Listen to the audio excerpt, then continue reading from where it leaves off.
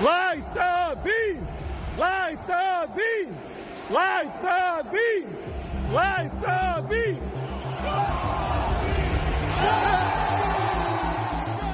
Oh, light the beam indeed. It's a little dark in here tonight. What do you say we light the beam? Welcome into a Tuesday night edition of the Sports Cave.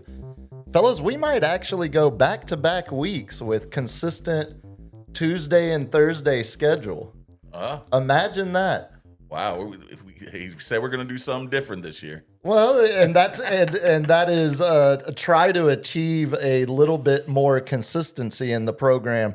Broadcasting once again live here on the north side of San Antonio, location undisclosed. We are exactly 2 weeks away now from pitchers and catchers reporting to Surprise, Arizona. 14 days till the Rangers pitchers and catchers, 15 till the Astros, and then, yes, 16 for your Yankees. I did give you, let the people know I'm not.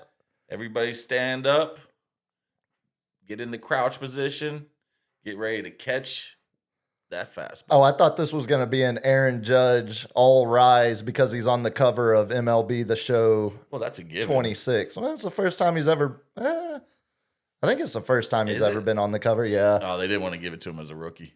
Well, I mean, he's been in the league for what, 9 years now? 7 seasons? 8? Yeah.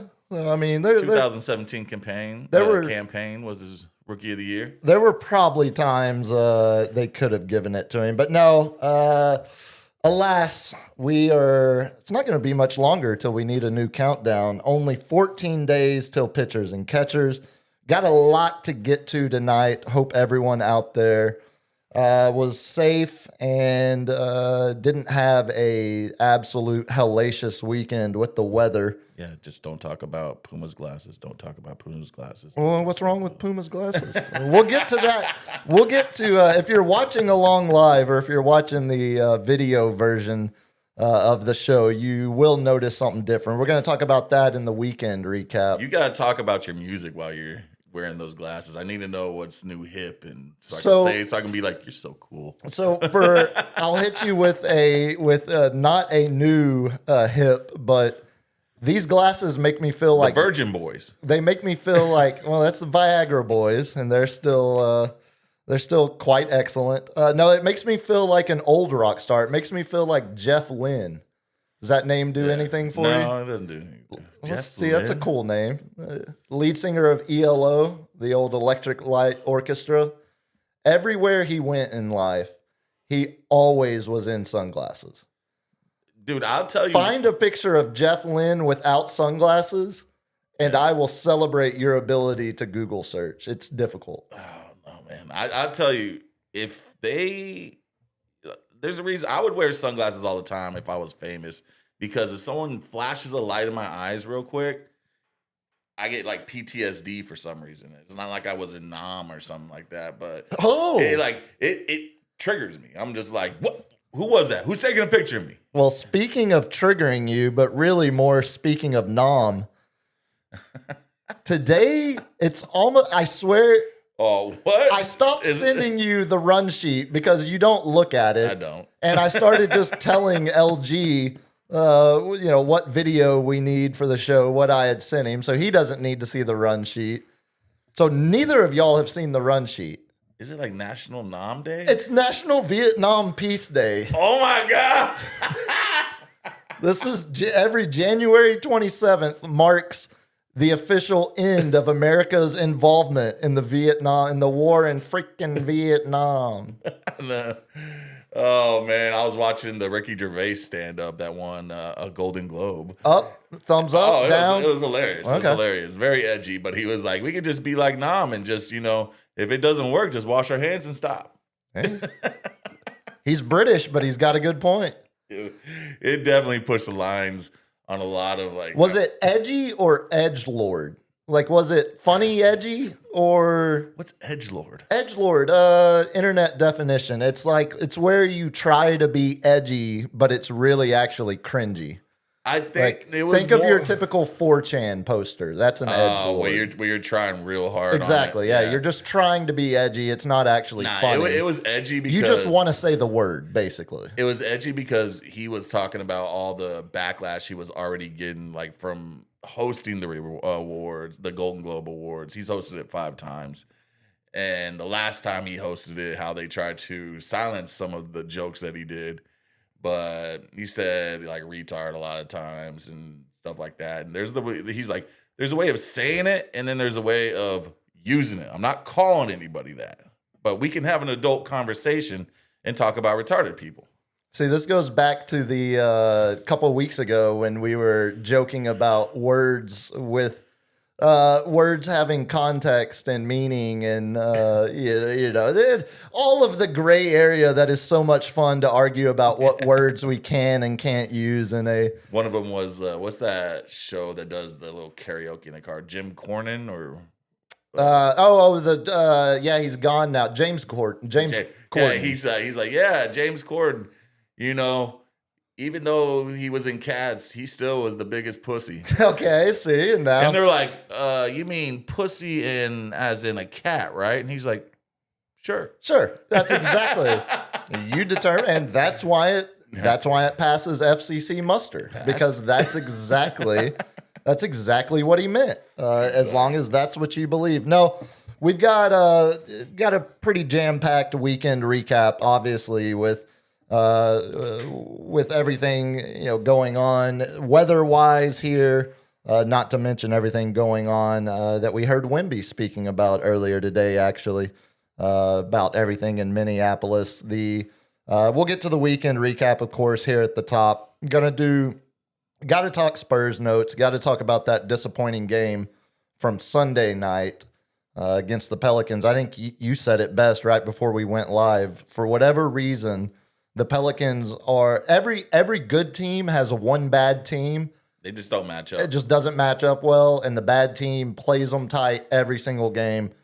Unfortunately, Wemby 0 for 9 from the 3-pointer line. He's starting to fall back into old Yeah. habits, man. we're going to talk about that because unfortunately, it's a wet fart in a season of 82 games. It's not going to matter. It's not going to determine their long-term success this year, but got to talk about some concerning trends, as you said. Wemby settling more for the jump shot. Of course, main Seggy, we're going to recap our last weekend we had with multiple football games to talk about. I was thinking about this earlier today. Fun. The run sheet's going to get a lot more lean Yeah. starting after I tonight. told OG, I was like, I don't think we're going to hit 2 hours tonight. I- and then I was like, and he's If excited. we, I'm sure he is. You notice how we've just slowly stretched that out, and That's what she said. I bet we still get close to 2 hours tonight. But this will probably be the last one for a while. I don't know. I am pretty psyched about figure skating coming up next month. Maybe some cross country skiing. I love the ones that go and throw some like, oh, I'm gonna do the real. They do the typical figure skating, ballet style music, orchestra, and then they're like, oh, this is now when I get my freak on. You know, On ice. and they're all Dua Lipa, and they just sit there and just jiggle around. My favorite thing with watching the Olympics, whether it's like gymnastics floor routines or figure skating, anytime the athlete has to select music, my favorite thing is when it goes from like some real, Baroque, traditional, classic, Russian some Russian figure skater skating to something that just sounds like the Soviet Union, and then right after it, it's like Megan the Stallion, or like the next person gets up there, Meg the Stallion. Meg. Meg. But you know who started that? I thought was Tanya Hardin, wasn't it? But Did you she's ever watch- did you ever- skating to "Achy Breaky Heart," like the white trash. I can say that. She was. Yeah, I can say that because I am. You see the mustache, but No, like, did you ever see I, Tonya with Oh, yeah. yeah, she was the one who was like into going to those events and then playing her own, ace. Like, I don't know, what's a good song back in the Probably 80s? Ace of Base, like you were about to say. No, I was thinking Black Sabbath or something like that. Ace of Base. I don't think Tanya Harding was. Yeah, there you go. We need a karaoke night. We don't want around me. Yeah, turn around me. Man, I didn't know the Arsenal ran that deep. Hey, that was on Columbia House. Come on. Oh, fair, yeah. 15 CDs for the price of one. Yeah. Main seggy, we got a lot of football to recap from over the weekend. Start to do a way too early, well, maybe not way too early, an early preview of the big game, also known as the Super Bowl, which I think we can say as long as we're not. Is it super? Hold that thought. Hold that thought. Classic 90s radio tease. Super Bowl in 2 weeks, but I'm here to ask, is it that super? Is it super? Coming up next. But first, let me tell you about Broward County Crematorium. You kill them, we grill them. We've got some more coaching hires as well, we'll mention. And then in the main segment. And then, of course, closing out with a lightning round. 3 minutes before we went live, I had told LG, this is the video we're going to use to close out the show. I've got it. It's on the run sheet. 3 minutes. 3 minutes before we start the show, Cap says, Hey, I got the video. I got the video to close the show. I'm going to go 3 for 3 on this one. We're going to see if you've missed the last handful of episodes, Cap is called for the ball a couple times, and he's gone 2 for 2. You know what? And I also figured out, because usually I give up searching for the videos on X because I find it on Insta or I find it on something, and I'm like, oh, okay, I got to go through X, the proper channels, blah, blah, blah. And then I'm just like, whatever. And now I'm just screen recording it and sending it through X, and I'm like, this is a lot easier. Oh, there's going to be a lot more content coming your way. Okay, I see. Yeah. Edgy. What about the German one with the ping pong balls? That's, just use your own imagination, folks. Use your own. Couple Germans they give the patrons paddles. Okay, I'll say this, but that's a prelude. I will say this. That's a prelude. So that's not a prelude, because that better not be the video. First of all, second of all, the German couple that were being entertained by a woman in a sex worker, potentially Thailand. It might or might not have been. We don't even know if she's a ladyboy or not. We don't know any of the facts of the case, but we do know that that young German couple that was sitting in the sex club having ping pong balls fired at them, and you get to hit them back. They looked like they were in true love. It wasn't like he drug her there. Oh, no. It looked like she was enjoying it just as much as he was. But no. You put a little competition in there, a little sportsman, athletic. It looked like athleticism. It looked like the roommate and I playing Papa Shot. Yeah, you're like against each other, so to speak. A little bit of Papa Shot. Papa Shot in Thailand holds a completely different definition. So we'll see if Cap can go 3 for 3 to close out the show tonight, which just means we'll push the video I had up into the weekend recap. But before we get into all of that, there is a third member of this program we haven't heard from yet. LG, on this National Vietnam Peace Day, tell the good people how they can help support the program. And about your brethren. That's not brothers. It's not. What's that supposed to be? That's not. It's a very different. Your Asian community. Yeah, I think there's Vietnamese. Yeah, I think there's. I was about to say. I think those are fighting Vietnamese. words. That's like calling me an Oklahoman. Yeah, He's different hemisphere from where I'm from. He's a Pacquiao supporter. That's true. Yeah, there I it was. Yeah, and you can support this thing He's Hey. Filipino, dude. by tipping in the super chat. Jump in here. We'll read your chat. You can become a member of this thing. I think we got like 5 members now. We're moving right along. Shout out to Wes Harkins, the official headphone sponsor of this show. Thank you, Wes. They're fitting nicely tonight. They're fitting even nicer ever since you added them to the wish list. He's there. our sugar daddy, baby. That's true. And you too can add to our setup here by hitting the Amazon wish list, which is in the description. Hit that description up below, right below the video. As much stuff as Wes was trying to buy a couple weeks ago, we really should have put the 93 Honda Civic on the wish list. Like, who knows? Put the Japanese toilet and a chair. They I don't wouldn't know let if me you put can- my I don't chair. Can you order one off Amazon? A Japanese toilet. If you can't, then there's no reason to have Amazon anymore. It feels like that's what Amazon was made for. It wasn't made to sell me books. It was made. Oh, we got our 6th member. Look at that. Shout out to Going Rogue, Yeah, I blew that one. my brother. I'm pretty sure. Oh, what's up, buddy? What up, Mike? Oh, I do. Okay, yeah, I Appreciate see the that. last name now. Clever. Yeah, That's yeah. solid work there. Yeah, it's a play on words. Yeah. Well, Get yeah. As Yeah, no- add that chair in a Japanese toilet. Don't- Oh, yeah, okay. you can definitely order one on Amazon. okay, add the toilet, not the chair. You already bought the chair. We don't need any more chairs. We've already been told we have a It strict. got a 1-star on Amazon review. Well, for then me. why the hell did you buy it? Oh man, it's cheap. Okay, It's see, cheap. you get what you pay for, and unfortunately, you got a 1-star chair. Maybe we should read those reviews. Or read some. I'm a 320-pound grown ass man, and this chair. It's been a while since it's been 320. Well, I'm not saying that's not your review. Oh, we were watching the old Mel Brooks doc being up on LG's front room, and I think he found his new favorite drop for me. I got to see what that movie's all about, though. I've never heard of that movie before. Which one was it? It's called Fatso, but he's like, I am fat.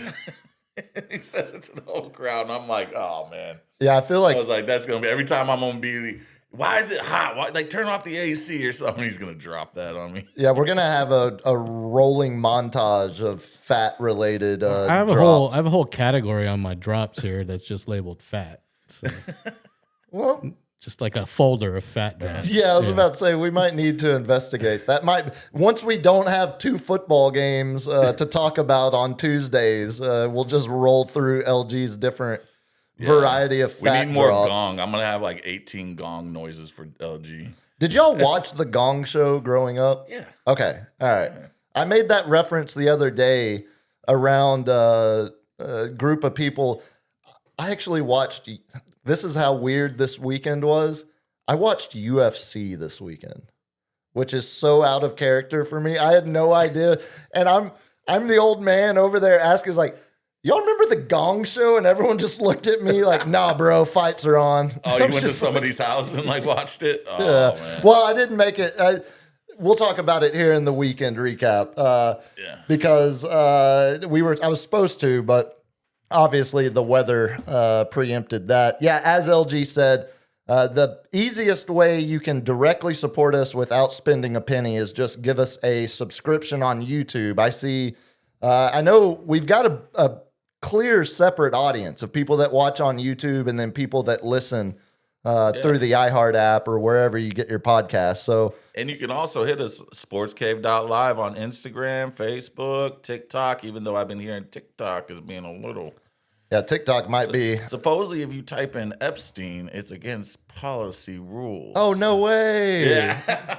Oh, no way. Yeah, You mean- because the government now has a little control over TikTok. and the billionaire new owners that might or might not. Can't say the word Epstein. Yeah, okay. Good luck with that.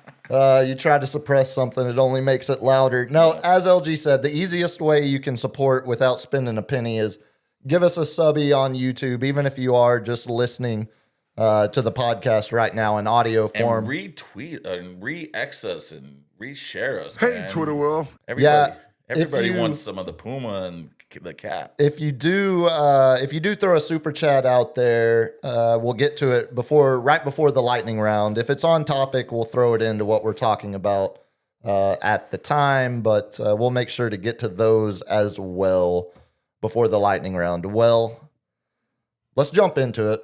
Yep. Shall we? I'm wearing these stupid glasses and I can't even read what time it is to mark. That is 8:24, He's fellas. so cool. 8. And it looks even cooler when I have to bend over and look like a 70-year-old man And get you close sound to like it. my grandpa, like ooga booga booga booga. So I'm going to start. The grandpa noises are Oh, that was his classic one. Every time getting off the chair, ooga booga booga booga. yeah, the grandpa noise. The one thing I have going for me is I've been Rest making in peace, Dick. I've been making His name was Richard. rest in power, King Dick. The one thing I have going for me is I've been making grandpa noises my whole life. I'm an old man trapped in a young shell from the beginning. So it's nothing new to hear weird noises as I get up. The flatulence, the uncontrollable flatulence is a new one though. No, I'm going to start with the sunglasses because I'm going to have to take them off any second now. It's starting to drive me insane. The whole reason I wore these, so a whole city shut down, right? This weekend, obviously, with all the bad weather. We were out Saturday, the roommate and I, pussycats. collecting. Yeah, don't even get me started. So I haven't been able to find food for my pussycats in 4 days now because HEB's shelves are completely picked through of the bougie, grain-free. And that's what your cats get. The cats eat better than me, dude, and they're feral cats. It's You're not over there even like munching on $2 for one Jack in the Box tacos. And roommates eating. you're all the finest of foods with the freshest ingredients. No, for the roommates cats. eating Vienna sausages. I'm eating Spam, and the cats are eating like real meat. Like they're the only people in the house that are eating actual real protein. No, we were out Saturday trying to run around, get some stuff that we needed before the weather hit, and I got the text at it was like 7:30 that my sunglasses had come in. And right, so that right there tells you this is the first pair of prescription sunglasses I've ever owned. Oh, It is the weirdest feeling ever. Because, I mean, first of all, every time I was wearing sunglasses and driving, it was blurry. it was not good, buddy.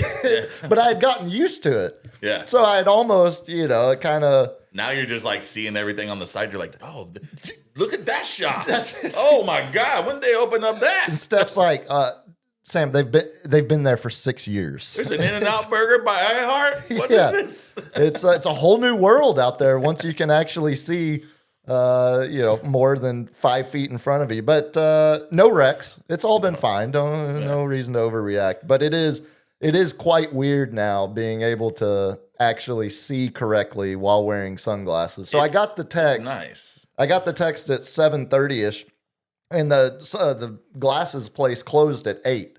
So I bet they closed at 5 o'clock. It's getting dark. It's gonna get so icy. luckily they stayed open till 8, and we're in an HEB when I get the text. And so as soon as I get it, I wanted to get them so bad before the whole city shut down. I'm telling Steph, I was like, hey, we just got to drop our stuff and go. We'll come back. Like, just hide the basket. Just put the basket on a shelf and just leave it. We're going to run down the street, run to the quarry, Put pick some up my Charmin glasses. in front of it. That's exactly what we did. We went to all the paper goods section because we were looking for cat food. So paper goods is like one aisle over. And so I just pushed our basket or our little basket all the way into the back, and then just moved all the toilet paper and paper towel and stuff in front of it. So we left it on the shelf at Almost Park HEB, ran to the quarry, picked up my glasses, came back, still there. Hey, Plan actually, but you just got to go to like the Asian aisle or the Indian aisle and put it behind a lot of their foods. And no one's gonna buy that. I don't know, man. It's Asian food is it's a pretty trendy aisle these days. I mean, it's a bunch of hipster looking people and one old Asian woman getting the stuff that she's cooked her whole life. Just shaking her head. Yeah, at that's them, a just thousand. like, As someone who frequents that aisle, I feel the. You're like, what kind of new ramen can I get today? I feel the disrespect at times that is shot my way. But no, the roommate, you can imagine how she took to all this. She's like, just leave me here, Sam. Just leave me, run. I'll finish shopping. I was like, no, we got to go right now. Just drop it. Just leave it. Go. It'll be fine. It's Now, going to be was this there. because you didn't want the roommate to buy more stuff? Well, you know, Yeah. Because women be shopping, right? am I wrong, guys? Am I wrong, guys? Uh, Women be shopping. Especially so here's the deal. So we're shopping on Saturday for this, get everything we need before all hell breaks loose with the weather. Yeah. She flew out for Las Vegas yesterday morning. And she's there until late Wednesday night. So she drug me to HEB to get all this stuff that we need. And then it's just you. And it's just me. And you're still door dashing. That's correct. Yeah. Basically, yeah. It's so yeah, we were fully prepared for the weather when it hit. Oh, my DoorDash people got an extra $1.50 this weekend. Oh, that's very nice of you. Hey. I got to make the I'm here switch for now. you. Switch it. Speaking of though, I I used to have a assume- pair of those until someone stole it, but I'm like, joke's on you. Try to see through those things. Oh, stole your prescription ones? Sunglasses, yeah. Yeah, I know. Well, how are you? Are your eyes pretty bad? They're not pretty. Like, if I took them off, I couldn't read anything on that wall. But, That's a lot better. yeah. I can actually. But I'm seeing them I don't know if they're getting worse or whatnot. But I didn't wear glasses until probably 38, 39 years old. Well, that's unfortunately I was. But I worked out in California and I was underneath a lot of light at that point. Yes, fully legal light. Yeah, I was in doing that state. God's work, man. Yes, God dang right you were. No, it was. The weather was. It came and it went. It was fine. So the only problem I had with the ice, which, I was like, I've driven in Colorado, Northern California. My uncle lives in North Dakota. We had Snowmageddon, 4 years ago here. So I got a 4-wheel truck. It's just, there's rules to it. Be careful. I think most trucks are 4 wheels. 4-wheel drive. Gotcha. Didn't. I couldn't help it. Nope. Grandpa joke. Grandpa. Oh. But I just don't drive over bridges. Be careful. Don't hug the inside lane. Stay where you see tire marks because that gets off the. There's just simple rules to driving on it, and you'll be fine. But the only problem at my house, I cheaped out when I got the gutters. Oh, and no. I have one little section right in front of the door where if I put a gutter there, I'd have to put a whole new drain spout down. And it was going to be an extra $400. And I'm like, man. Yeah, there's better ways to spend that $400. I'm already spending $3,000 over here. I'm not going to spend another $400 for this. We'll be fine. No. Famous last words. About Snowmageddon, that's what probably got my back, the herniation. Feet up in the air, on the Ring camera, busted my ass. And ever since, whenever it freezes, you can't avoid it because it's right out the door, right into the driveway. And I'm sitting there just tiptoeing across, and I had to break out my old they're like polo duck shoes, and yeah, those slipped too, man. Almost busted my ass again. But the roommate, last night came home at 12 o'clock, and I see on the ground is a box full of stuff. Oh no! And she busted her ass, and she's trying to get up and. She's like a tall, lanky girl. It was looked like a little baby zebra. Just trying to walk for the first time. I'm like, oh, man. I should have texted her and been like, yeah, it freezes right there. Yeah, that one spot that everyone walks through. That you're going to traverse daily anytime it's cold. And she was like with her friend all weekend. So she wasn't around during the freeze the whole weekend until last night she walks through that. And it's 12 and I'm already in bed and I'm just like, I just saw the ring, my little ring, and I was like, oh no, she slipped on her ass. Knew exactly what happened. Yeah, it wasn't. It really wasn't bad. Downtown, it wasn't nearly as. It didn't get nearly as cold as it did, in the outskirts, in the hinterlands here, on the north side or up into the hill country. The biggest fear living down there, you mentioned Snowmageddon. The biggest fear this past weekend for me was not the actual weather. It was the odds of losing electricity. Yeah. And in a 120-year-old house that has no insulation, drafty as hell, if we lose power, that is an untenable situation. But Hot Wheels knew it was an election year, so he couldn't let that happen. He's like, you better keep this power on. Yeah, they couldn't let that happen. And Ted rushed back from California. Cancun cruise took off, and he got the phone call. You better get your ass. I think he made it back in time to save as much face. But it didn't look like the city was that bad off. I mean, there were definitely. You mentioned the. Some of the overpasses and, certain stretches of highway that were froze over the Sunday morning. Interchanges, they shut them all down. They iced a lot of the bridges.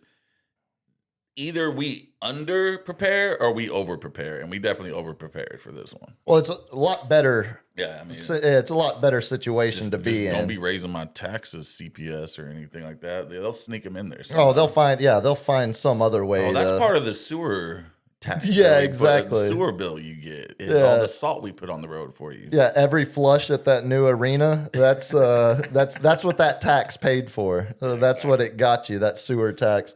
How about you, LG? Any issues from the weather this weekend? I know you were working the Spurs game Sunday night, right? Yeah, and I had a volleyball match on Saturday as well, so I was all over the icy roads.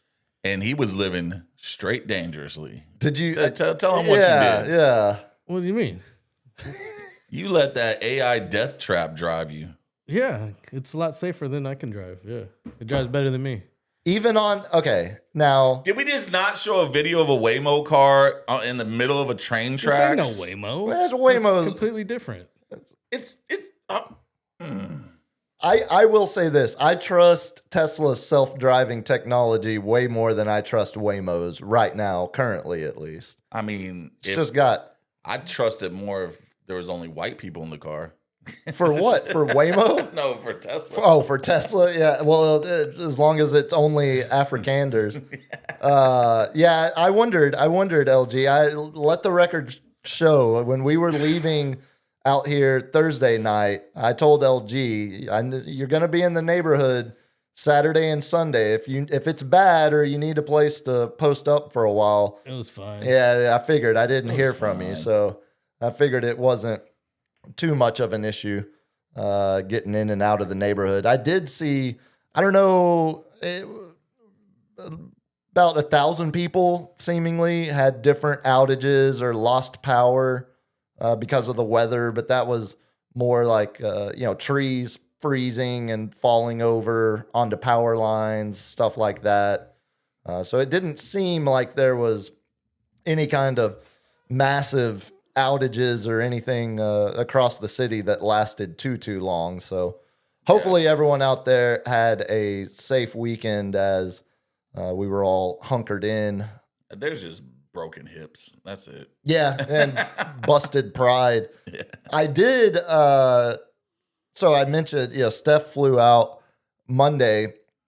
So Saturday night, we did Saturday afternoon, evening, did all of the shopping, prepping for the storm. And then Saturday night, UFC fight, I had been invited. There's a dude that lives in the neighborhood.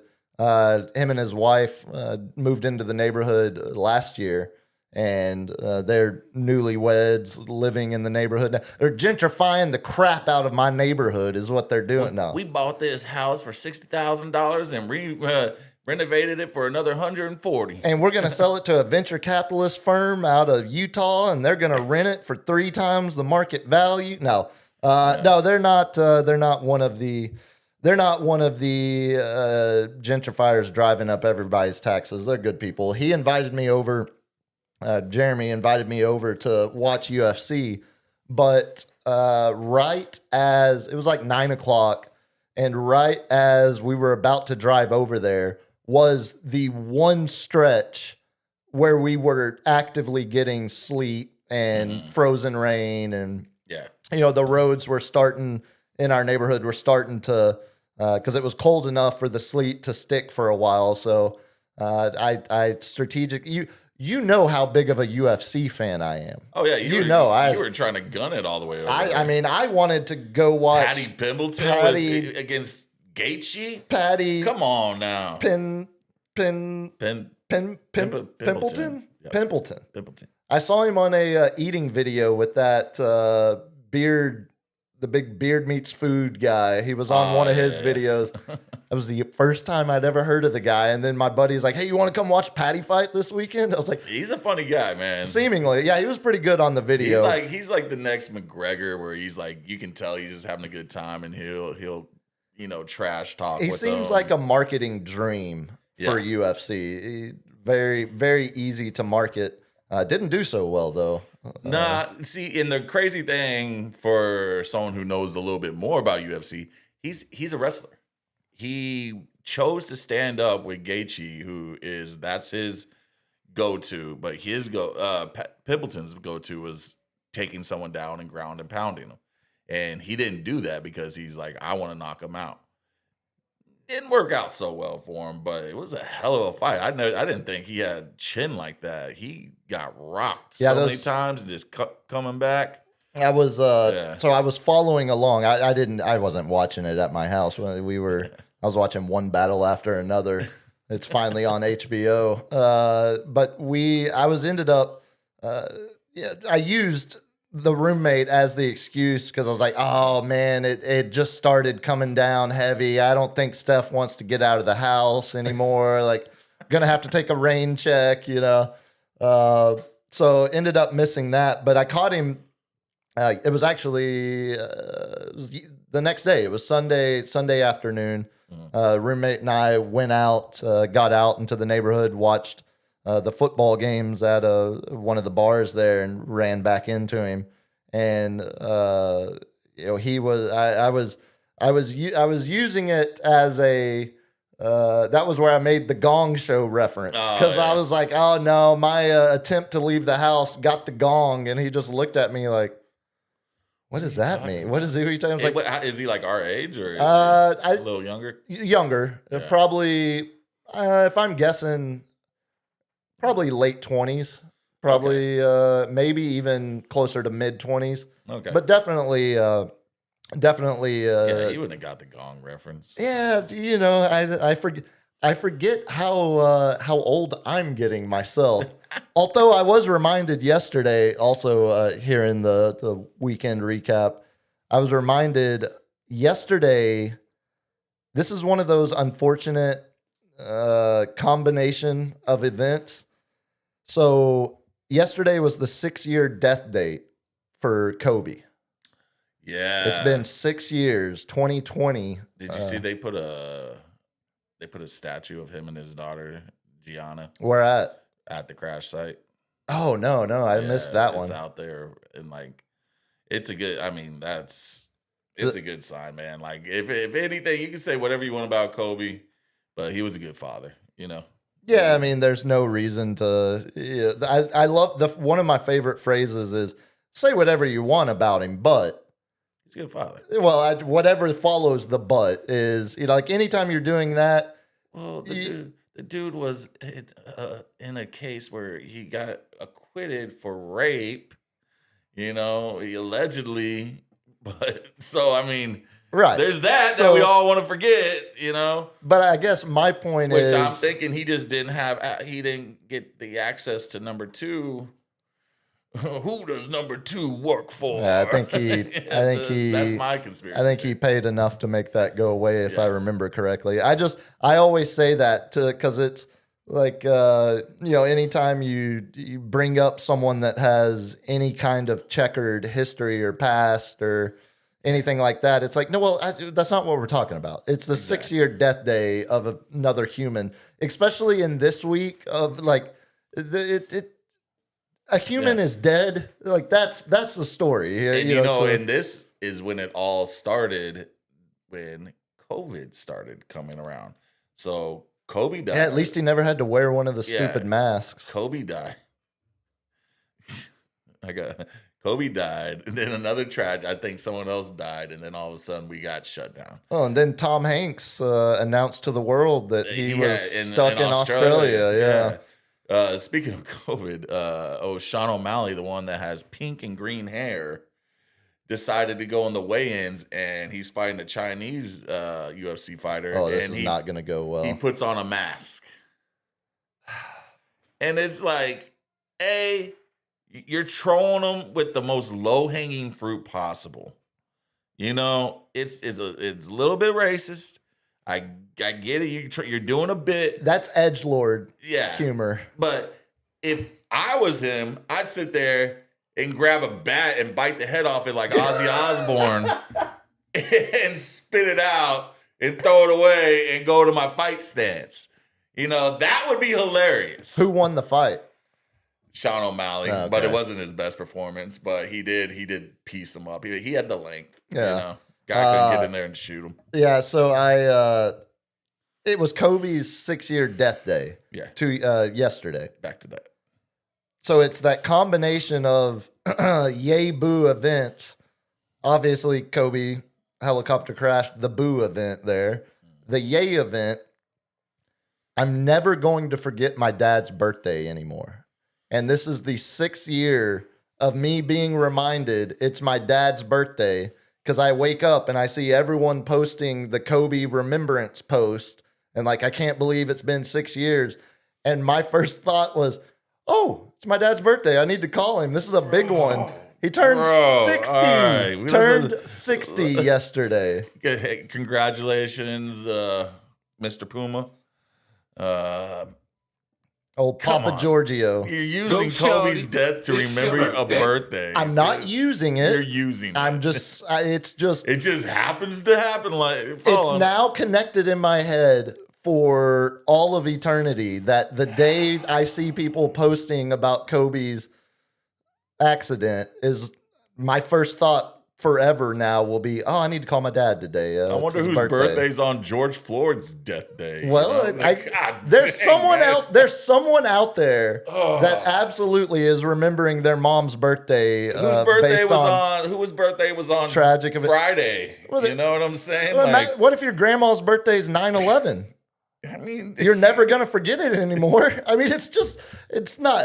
You're making this sound like it's a bad thing. no, it's true. It's just something you don't. It's faux pas to talk about. Oh, well, Bad taste. that's the subheading of this podcast. It's faux pas to talk about. ... Bad taste. That in this segment of faux pas to talk about. No, it on was good. Sports Cave Live. After I remembered, I called my dad. Talked to him for a solid hour and a half. Nice. About 30 minutes of that was bitching about Jerry, which is good. He's 60 years old now, so he was born, right before the Cowboys, He was 70s Cowboys. He was Staubach As and a Landry, kid, that was what. So he was about the same age when it was Staubach, Landry, Glory Days, as I was when it was Jimmy, Aikman, Irvin, Yeah. Emmett Glory Days. So talked to him for a good while. Also got he's a big seam head and talked a lot about the Rangers trading for We gotta get him in Mackenzie on. Gore. Can we do like a phone call in on one of these shows? So I was gonna try to do it tonight, but because they're still snowed in up there, up in they live Does he south stay of up till 8 DFW. o'clock? Yeah, he's not My dad sundowning doesn't. yet. My No, dad's he's like 7:30. He's like, this is a late game, and I'm like, Jesus. This is where this night owl was formed, staying Oh, up yeah. till 3:30 in the morning watching British comedies like Are You Being Served and Red Dwarf with my dad back. No, so what they were doing last night, he was catching up. He records everything. Records that because YouTube TV, unlimited DVR. Oh yeah. He was catching up on episodes of Jeopardy he was behind on, right? Oh, buddy. He was watching the Jeopardy episode that aired June 19th of last year. Wow. That's how far behind so he was celebrating big on his 60th birthday, catching up on. Sir, you just gotta bite the bullet and start now because they're gonna have Kurt and Vince coming on now. Yeah, he doesn't care, dude. When we went up there for Christmas and walked in the door for the first time when we got there, I think he was watching the Penn State Indiana game from, late in the season. He was like, well, I hadn't gotten to it yet. I heard it was a great game. It's been on my list. You're watching a 1.5 year old Jeopardy, dude. Exactly. You're never going to get caught up, but never change, Pops. Love you. Yeah. But yeah, it was. That's good. That's his, so my go-to, which I'm good at, is Family Feud. If I ever get on Family Feud, we need Sports Cave Live. Let's go to Family Feud. Just run with me. I win every time. I get the top answer 90% of the times. I believe that because you're a people person. You know what the people are thinking. I know what they're thinking. Yeah. That was not a slight. I genuinely believe that you would dominate. Oh, man, that final round. Yeah. I'm we don't need him. Just, sit down. I'm going to get it. We're going to roll it first. I'm going to get 200 on the first round. Yeah. And then what would happen is you and I would be paired up. You'd get 160 on the first round, then I'd get 30, and we'd end up. You just see me shaking my head what is wrong with you? Well, everyone else is clapping. Oh, good answer, Sam. Good answer. Oh, shout out to the Tires family. Someone I know that went on Jeopardy, went all 5 days, but lost on the 5th day. And they told me about the whole experience, about getting bussed in and having to stay in the hotel out in L.A. And he's it's funny. You think I sweat. This dude's like a sweat. And he's wearing a full-on suit, and I just see him just drenching. He's like, dude, I had a towel underneath. Every time they look away and take a break, I had to wipe everything down. Yeah. He looks like the old what's his name, Ford, the old Canadian politician. Doug Ford's little brother. I can't think of his first name. He was always sweating. Shout out to you, Tira's family, and Jeremy. He's like me. He's a go-to. He's a ringer. So a couple other things from the weekend. We brought a cat inside. I know. Good for you. Well, is it? Yeah. You already have cats. We got 2, but this one was. 1 cat, 2 cat. Who gives them? Yeah, it feels like there's definitely a line, and I thought we were already at it. No, the line is the 1 cat. You already messed up with 1 cat. Yeah, the 2 was definitely where the line should have been drawn. But no, it's we've had this feral cat that's been hanging around on the front porch for the last couple weeks, and slowly but surely it's been warming up to it's clear. It's warming up. Marriage check those ringworms on that cat. So that's literally. So hold on. Yeah. So I've had it quarantined. We brought it inside Saturday night when it started getting really bad. And I've just had her quarantined in one room of the house for the last. And again, Steph's like, oh, can we please bring the cat in? She looks so cold. It's going to be cold for the next foot down. For the next few days. Oh. See this foot? Buddy, down. I got unfortunate news for you. I got no foot. Oh, no, I've got the foot. I'm the animal lover in this house. If I didn't want that cat in, it would have been very easy to say, we're not bringing in another feral cat into our house. But so she leaves for Vegas. So I've had this feral cat. I've been running around the last 2 days trying to find cat food because everywhere is out. I got 3 mouths to feed now, all on my own. Yeah, life is difficult these days. That's a lot of poop inside, man. Yeah, that's the worst part. That's the worst part about having a cat is exactly that. The only other thing I had, so we woke up Sunday morning and started doing our normal routine, went and, go to get coffee, go get some, breakfast tacos, hoping that places aren't going to be shut down after the storm rolled through Saturday night. LG, throw this video up there. The one from the one I was going to end the show with. So this is right in our neighborhood. This is right at 35 in New Braunfels, right there on the east side of town. And we didn't see it live, but we saw it had to have been right after it happened because police weren't even on the scene yet. It was still just the accident itself. Watch that. Oh, It shows it again. wow. So you're gonna see the accident? Yeah, he just goes right off. So the driver, non-life threatening injuries, minor injuries, nothing So serious. he's just driving a truck like, oh, I can do whatever I want. So, golly. Good God. So his official story is that he was cut off in traffic and lost control.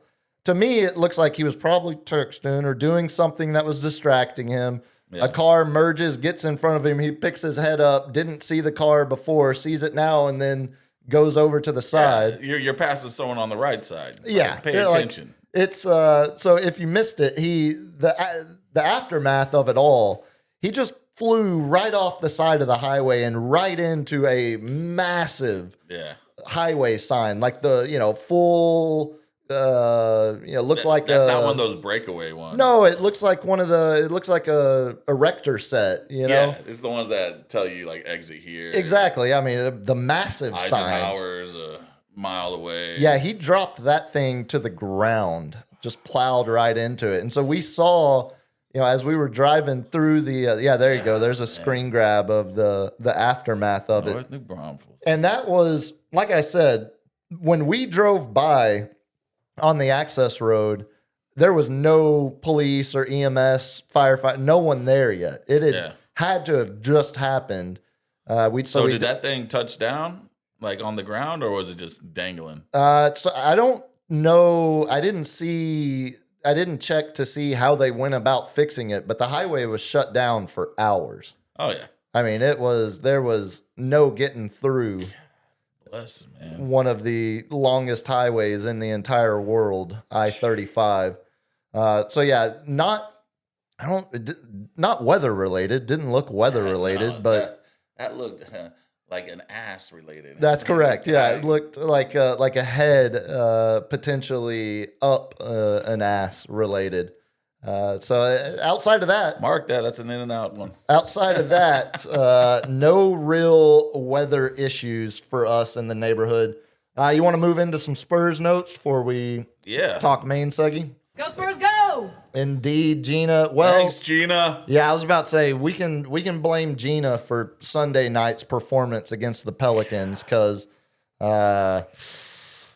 104-95 loss at home to one of the worst teams in the NBA. Just a brutal performance. But again, kind of as I said at the beginning of the show, as well as this team has played this year, You're still second in the West. I'm not going to lose a whole lot of sleep for a really, really bad game Yeah. against a bad team. Steph Castle, he's going through a little mini slump right now. Ever since Christmas time, or like right before the new year, his shooting is down. His points are down about 4 points. His field goal percentage is down about 20 points. Yeah, the efficiency has plummeted a little bit. The 3-point percentage is about down 20 points. The field goal percentage is down about 10 points. He just got to break out of it. And I want you to fact check me on this. Did the Golden State Warriors make an offer to do a trade and extension, and he denied it for 120? Like they offered him 120 mil. For who? Castle. Well, there's no.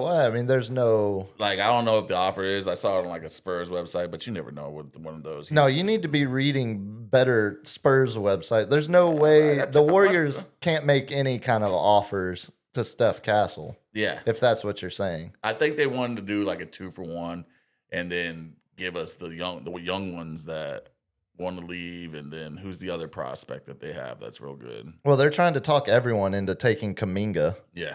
who doesn't want to be there, and they don't want him, but no one else wants him, so there's no market whatsoever. No, you need to be vetting sources. These Spurs fan websites. Well, this is what killing happens now that the Spurs are championship contenders again. Mm-hmm. You've got a lot of idiots writing a lot of stupid stuff like that, especially as we're less than 2 weeks away from the trade deadline. Exactly. So do we do one thing I did write, which is just an opinion piece, which I did find kind of interesting. Do the Spurs take the Houston Rocket route, which is we're ahead of schedule. Let's see what happens this year. Let's see how Wemby and the youngins do in the playoffs. Not make any big splashy trade deals. We already did De'Aaron Fox last year. Do we keep it the way it is, or do we go out and make a splashy deal, or do we do like Houston where we sit and wait and then we make that splashy deal in the offseason? It's funny you use Houston as the example because Houston is sitting there, I think, right now asking themselves, okay, we made the splash With Kevin Durant. with Durant. Yeah. Now, do we make the splash to try to get Giannis or another big move like that? Because they've still Like how many years you got Durant for? 2? Where he's dominant. Yeah, he's not even that dominant. I mean, he's still Kevin Durant. He's a great scorer, incredibly efficient. But you're getting that. You would think 2 more years tops after this, if that. Which is also, if you're going to push all your chips into the middle with Kevin Durant, you kind of got to be prepared to do other moves that are maximizing that window while he's still good. And the 3 out there, the big 3, Ja Morant, Anthony Davis, and Giannis. None of those names are going to be on the Spurs roster after the trade deadline. I don't think they're. I think the more realistic idea, like they're what's his name, Alvarado, the point guard for the Pelicans. He's a name that's getting floated around league circles that the Spurs might have some level of interest in. That's a backup point guard. Yeah. They're not mortgaging any of their future to try to bring in a big name right now this year before Wemby's even ever played a single playoff game. I think it's pretty clear to me when they didn't jump in the Giannis dialogue in the summer. They didn't jump in the Kevin Durant trade dialogue in the summer. They've clearly, tried to maximize their salary cap structure where they give De'Aaron Fox the extension at about the same time. They'll end up having to pay Dylan Harper big money 4 years from now. They're being smart with their young core, right, with the contracts they know they're going to have to give up. I think you're going to see they're taking the Rockets are, Phil Hellmuth, everything to the middle right now. The Spurs, it's very clear and not hard to see why when it's, RC and Sam Presti is doing it at Oklahoma City. They're doing the Thunder playbook right now. But we got so many draft picks. But that's where I think, the Thunder have just as many too, but that's the deal. Like Alex Caruso is a guy that is perfect on the Thunder. Yeah. But he doesn't hold a lot of value on a bad team. Yeah. That's a kind of move that I think He's guys just like dog that can get in there. Which is like Jose Alvarado. I think that is more of your trying to make small tweaks without blowing up the chemistry of what you've built through successive drafts. So you're for a middle, like a compromise of the two. Right now, I am. Sit and wait, not making a splashy trade, but we just need to get a little something. I mean, Harrison Barnes keeps scoring in single digits and continues to have poor shooting nights. Having more depth at the power forward position. Potentially having a defensive dog like Alvarado Those are two smaller upgrades. I could definitely see the Spurs going that route, but I don't think there's no reason to rush this process when one, the Thunder are still the Thunder, as well as the Spurs have played them in regular season games. The Thunder are still your defending champions. They've got their own, Caruso, Hartenstein, veterans that in 2 years won't be on that roster. Mm-hmm. In 2 years, the Thunder probably won't be able to afford Lou Dort either, which is why they hold on to all of their future draft picks, because they know as they start to have to give, right now they've got the max deals for SGA, Chet, and J-Dub. In 2 years from now, they can't financially keep Caruso, Hartenstein, and Lou Dort. It's just not there. You can't do it. The money, the numbers aren't there. So they're going to have to move on from some of those veteran guys, which is why they keep their first round picks, why they draft guys like Case and Wallace, and they're great at finding second round and undrafted guys. So I think that's where the Spurs see the Thunder's window. They see the upcoming salary cap crunch they're going to go through. They see the Rockets pushing everything to the middle. Mm. Plan patience is clearly the route to go, I think, from a Spurs perspective. So that's trade deadline. The game itself on Sunday, real quick, I did want to ask you this. So the Pelicans led 82-68 to start the fourth quarter.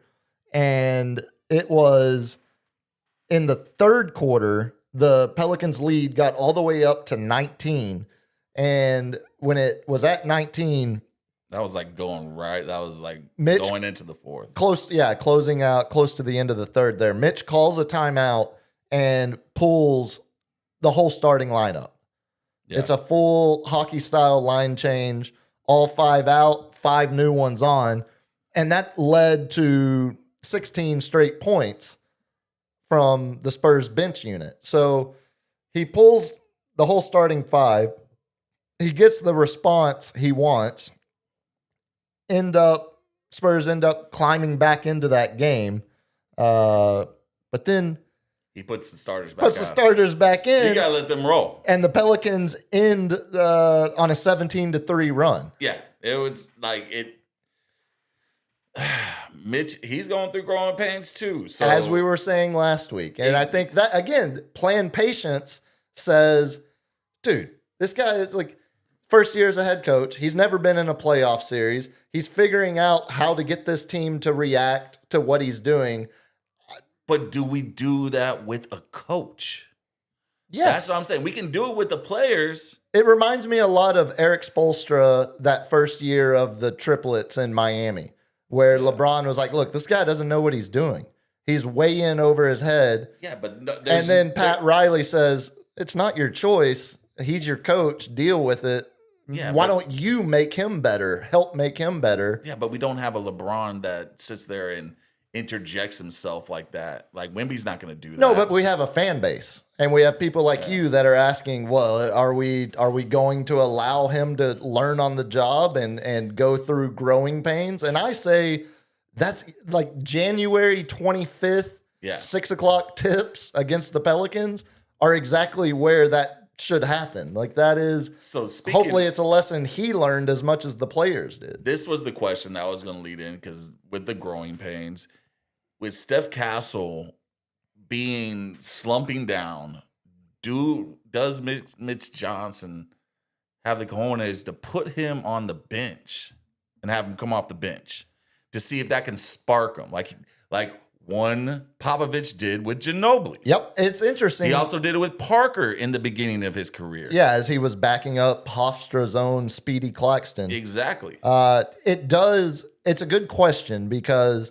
the game Sunday night was the first time the Spurs have had their full roster, everybody healthy and available, since late December 29th. Yeah, was the last time. Vassell back. He plays his first game. Comes off the bench, scores 13, bad shooting, 5 or 12 5 for 12 on field goals, 2 of 8 on threes, plays 25 minutes off the bench. And if you were going to demote Steph Castle, that's your guy. Yeah, but the bad That's shooting, you the got replacement. 1 for 6 from Castle. Yep.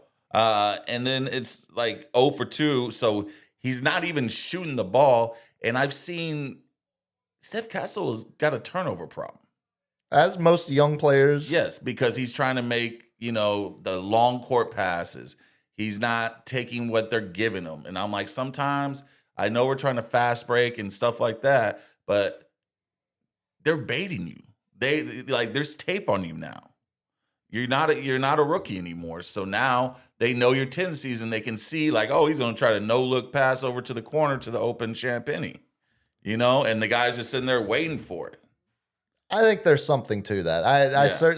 So I think it's like, in my opinion, is you sit him on the bench, you still give him the same amount of minutes, but we're going to be like, look, we're going to try to score in the beginning. See if we can keep the scoring up.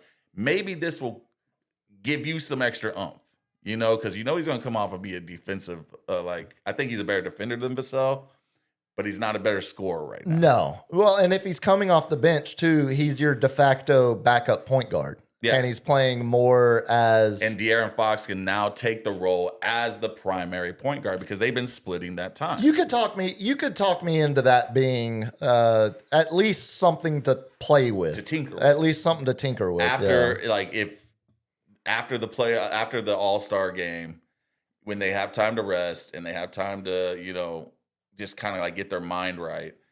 If it continues, I think that's what we need to tinker a little bit. Yeah. No, I wouldn't be against it. I mean, even if it's just a bit of a mental reset for Castle, just bring him off the bench for a few games. There's going to be more injuries to this roster. Someone's going to get hurt. I mean, it's just the business we're in. There's going to be another injury. So why not tinker now and then... Come on, man. Well, dude, they're not going to go the whole second half of the season with no one missing any games. I mean, it's Olivzex or whatever his name is. And also, me saying that out loud doesn't have anything to do. It's not a Thursday show. I almost said it. Doesn't have anything to do with that. Momentum's not real. Exactly. Jinxes aren't real. Superstitions are for the ignorant. And this guy's number one sport is baseball. And he is not superstitious. That's correct. That's correct. You're a conundrum wrapped in a myth, mythology, all of it, the unknown. Yeah, and then rolled in a swisher. The shooting was bad all around. It wasn't an Optimo guy. It wasn't backwoods fine every now and then. It wasn't just the 3-point shoot. They were 59% on free throws in that game, and really, if you want to point your finger at as they clawed back into that game and then let it slip away, they missed their final 4 attempts of the game when it was a 3-4 point game. They were in our strongest free throw shooters, Wemby and De'Aaron Fox, 1 for 4, 2 for 6. Yeah, it was just a bad night. It was just everything about that game. Penny went 6 for 6. That was surprising. Well, yeah, his consistency. Yeah. Again, if he continues to show that level of consistency, he's a $16 to $20 million player that they have for $3.5 million, I think is his deal. Exactly. I mean, a total high value guy. You mentioned Steph Castle. Should also say him and Dylan Harper named to the Rising Star team for All-Star Week. So they're gonna go against each other. I think they're both on the same team. I think they're both on Team Mello. Oh, so they're not doing sophomore, freshman? I think they're doing it. I'm so confused about the All-Star game. No, the Rising Star is the point guard one. The Rising Star is the young guys, but I think they're just playing in this round-robin tournament. Like, I think they get... Oh, they're doing the 4 teams on this? Yeah. Let's see. I'm confused. I'm telling you, the NBA does their... All I know is that non-NBA players finally not going to do the dunk contest. Okay, so Steph Castle, go get your champion. Go get your trophy because you deserved it last year. That last dunk was a game. That was a dunk winning contest dunk. Yeah, if it had been anyone but Mac McClung, it would have won. So they took all of the rookies and sophomores that were selected, put them all in one draft pool, and then they had Melo, T-Mac, and Vince Carter draft the teams. Oh, okay. So just for sake of closure, So 3? Who's the 4th? it's just the 3. So they're doing it where they play their little round robin tournament against each other.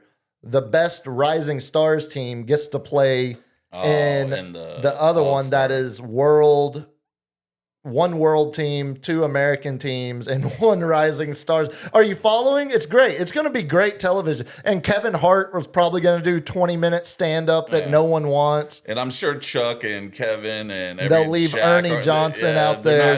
They're not going to talk any crap about that at all. So Team Mello looks pretty stacked. Do you want to hear it real quick? Let's hear it. Cooper Flagg, Reed Shepherd. We saw Reed Shepherd go off against the Spurs last week. Steph Castle, Dylan Harper, Jeremiah Fears, Donovan Clingan, and Colin Murray Boyles, who sounds like a British World War II general. Oh, Boyles. Colin Get Murray over here, Boyles.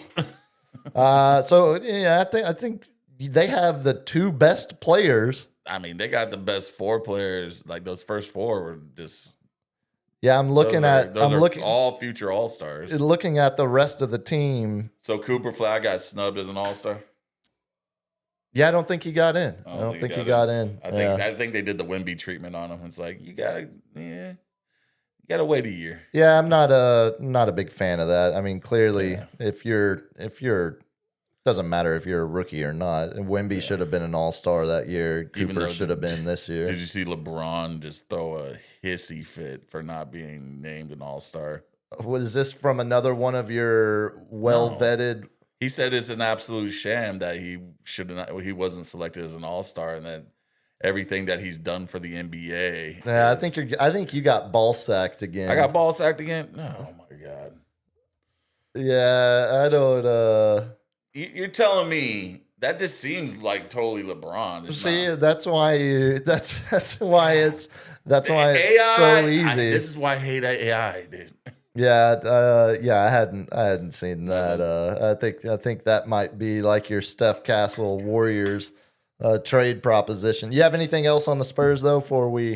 They're back at it tomorrow night. Get to try to bounce back over in Houston. Yeah, we play at Houston, so and it's 8:30, which really means 8:45, 8:50. It's a second game of the doubleheader on ESPN. So we got Vassell back. We own one. They celebrated a little too heavy last time for winning it. So, KD, get ready to eat some. Yeah, hopefully they can get back on the right side of things. Let's move into the main segi here. 9:17. We got couple football games to obviously talk about. The Super Bowl is set. Seahawks v. Patriots, 5:30, February 8th at Levi's Stadium. When you joined me on the radio show last week, my buddy Shane, who runs the show, he was a toot to it. He reminded me. I had completely forgotten the Super Bowl was. I kind of noticed that. I was replaying past episodes in my head, trying to remember how many times you had said, "Yeah, we're at Levi. We're gonna go. We're gonna be there."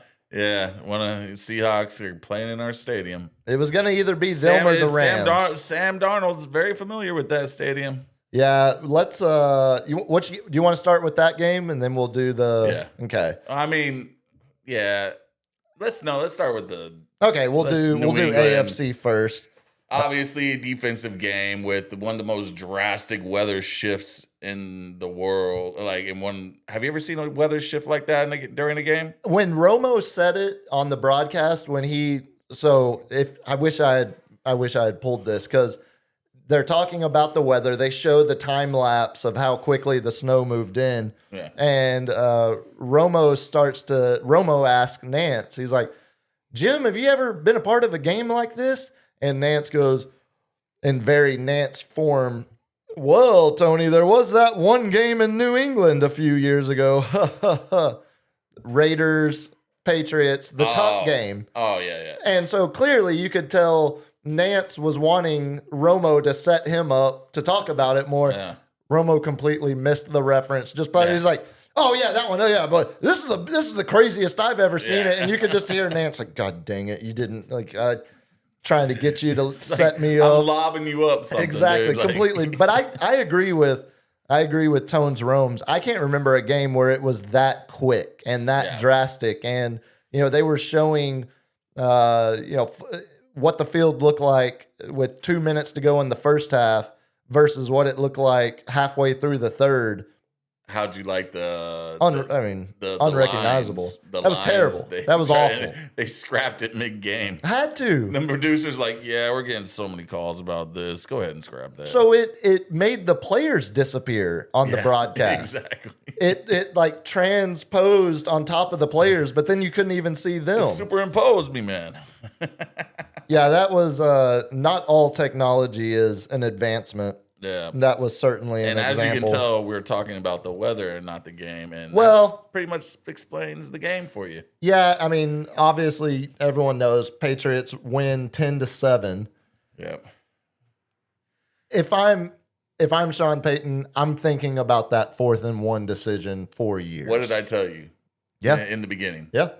I was like, what I'm interested in is one of the coaches is going to do something. They either is going to change the game for the good or the worse, good or bad. And I thought that was the one play. When I saw him he was like, I'm going to go for 4th and 1 right now. I'm like, greedy. You're up 7. You got your backup quarterback. You take as many points as you can get right now. I think the only, not excuse, but the only explanation he could fall back on and try to make himself feel better, it wasn't like it was 4th and 3. Yeah. I mean, it was a yard. And you're trying to send a message. You don't have J.K. Dobbins. That was your bruiser. You have R.J. Harvey, the rookie, who's more of this you have your backup quarterback, as you were saying. Yeah. So you're not going to have many other red zone. Even though Stidham was a great scrambler. Well, he looked like his old Stephenville Yellow Jacket days. And he didn't look bad when the weather was good in the first half. I mean, there were a couple deep throws that he was hitting on. And clearly, I think there was one play where I think it was Marvin Mims. He dropped when the ball. We dropped on that screen. That would have been a 30-yard, potentially house call. I mean, 30 yards minimum, but looked like it could have gone for a touchdown because the way that those Sean Payton offenses, man, like Stidham, this is why I actually believed when, the Broncos talked all week leading up to this game that, no, we feel like we're going to be fine with our backup quarterback. We're not worried about it. It's because that offense is not difficult. Bo Nix wasn't he's not an all-star. No, man. no. So the defense has been dealing with this all year, and every once in a while, Bo Nix was put up 30 points, and you're like, hey, bonus. Yeah, the average yard per passing attempt in that offense is not. Yeah, it's not long. It's a lot of screens. It's a lot of quick throws. That's Sean Payton's specialty. It's 1,000%. And so when that play specifically, when Stidham sees the defense, checks out of the original call, sends a guy in motion, so it creates isolation, weak side, single receiver. That's where, to me, that is why the Broncos thought they were going to win that game with their backup. Because as soon as he snaps that ball, there's 2 offensive linemen that are pulling out to be the lead blockers for their fastest wide receiver. And that should have been a huge play. Yeah. He drops that one. And then, of course, and Vrabel's going to be like, you ain't going to get that one on me again. Exactly. You showed him one time, and that's all it took. It's not going to be there the next time you try to sneak that past Vrabel. It's like that fourth down with San Francisco, and they got to see our play, and it's like that's why Shanahan was so frustrated. Mad, Yeah. See, I snuck it in there. You San did. Francisco talk. You did. I didn't. Well, it was applicable. That's my only one. That's my only one, gentlemen. It was relevant to the topic of conversation. It wasn't a random 5-minute Brock Purdy diatribe Well, in Drake the middle May of. reminds me a lot. Like I'm just There it is. There it is. So, do you know off the top of your head how much money the Patriots spent in free agency this past year? I don't know, but I know they were the high. They did the highest. Take a guess on how much guaranteed money they handed out. I think it was like, was it in the 200s? Like 300s? So 320 million. $364 million. I know a lot of it was on that defense, man. Yeah, 104 million to the one guy, and then 63 to Diggs, who's now gonna finally make it to a Super Bowl. And we get to see Cardi B in the Super Bowl. Suck on that, Taylor Swift. Yeah, well, yeah, that is quite the. Then we got Cardi B and Bad Bunny. Let's revolt. That is, that's basically the casting call for one battle after another. Actually, now that I think about it, the 300 great movie, 364 million, and I say that you pigeonholed, you shoehorned in Niners talk. The Cowboys haven't spent. Oh man, they haven't spent a combined 364 million on free agents in the last 20 years. No. Jerry doesn't want to win, dude. Well, he doesn't want to spend cash to win. So when Jerry talks about, I'm still hell-bent on catching Bob Kraft, I'm going to get him before I'm dead. No, you're not, because Bob Kraft is spending $364 million in free agency because he wants to win. Let's put it in reference. That is the first time I think he spent over $200 million on free agency. Okay, well then, good for Bob Kraft for finally doing it. This is the first time for actually opening the checkbook because he had Brady on the sweetheart deal. He would get Edelman. The only time he really picked up any, like the fanciest free agent during that run was Randy Moss. Yeah, and that wasn't even a big, that was a reclamation project at that point in Randy's career. Yeah, it was like. Well, then let's not use the Patriots as example. Let's use, let's use one of our biggest rivals in a team you root for. How about the Niners? Y'all spend money. Yeah. Or let's use the Eagles. How about the Eagles? They spend money. Yeah, they spend money. Or let's use because they want to win. Yeah, let's use all of the teams that actually spend money. I do think Kraft is like Jerry's nemesis. So I'm wondering if like Kraft is sending text messages to Jerry to be like, should have opened that checkbook, old man. Shouldn't have gone to that massage parlor, you perv. Yeah. He's like, go to another rub and tug, you dick. The Patriots 9-0 on the road, first team ever in NFL history. Wow. Pretty impressive, right? That's impressive. But let's keep it in reference. They had statistically the easiest road schedule. Like all of them were under 500. So let's burn through it real quick, shall we? Yeah, let's. They at the Dolphins. Yeah, horrible. At the Bills, that's a good win. That was a good win. At the Saints. Yep. At the Titans. Yep. At the Buccaneers, which looked like a better win at the time. The Bucs were hot at that time. Bucs were hot. They end up obviously tailspin. At the Bengals, that wasn't. That was Flacco time. At the Ravens, that Lamar was hurt. Yeah, it was the start of the Ravens' reascension, though. At the Jets, no, but division opponent, got to play them.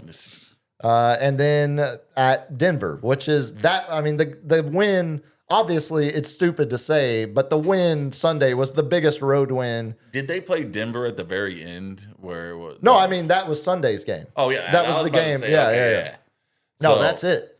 So the best team they played on the road this year, Denver, Bills. Denver in the playoff. The Bills had no defense. Right. Yeah. So and no receivers. Massive props. Stephon Diggs circled that game. Massive props to Vrabel for turning them around from a 3-4 4-win team to That's the problem Super for Bowl Vrabel team. for not being a petty little asshat like the coach from the Seattle to be like, you went through 2 division opponents to get here. How does that make you feel? Does that matter? Didn't matter at all. We were all about us. well, I We mean, didn't care who we played. clearly he was right. Clearly that's the right mentality to have because they went through both of them. He's lying his little ass off. Of course he is, but that's what head coaches are politicians. That's what they do. They're not gonna be honest with you in a press Shanahan would conference. tell you, yeah, no, this one means a little bit more to us. He's truthful with it. I feel like I've heard Shanahan take the coaching vanilla speak quite a bit. If I He'll just give you. Oh, speaking of coaching vanilla speak, not in New England, Bill Belichick, not first round Hall of Famer. hold that thought, Yeah, all I've got right. that. I've got that on here. Yeah. The both of these teams, so meaning Seahawks and Patriots, both of these teams in the preseason, when you and I were doing our, I should bust out my old notebook and see when we did our divisional previews. All right. How were we? How were we on? Should I do my take on the night game while you try to find this? Or you No, well, I've got got it it? right here. I'm going to flip through it as we talk about it here, but I was curious to look back through the notes and see which one of us, if either one of us had New England winning that division. I don't think we did. No. At all. No. Because it was Buffalo. It was clearly. Yeah, it was like I thought it was Josh Allen all the way. Yeah, it was clearly. Denver, I said all year Denver's going to be the best defense, and they were going to be competition.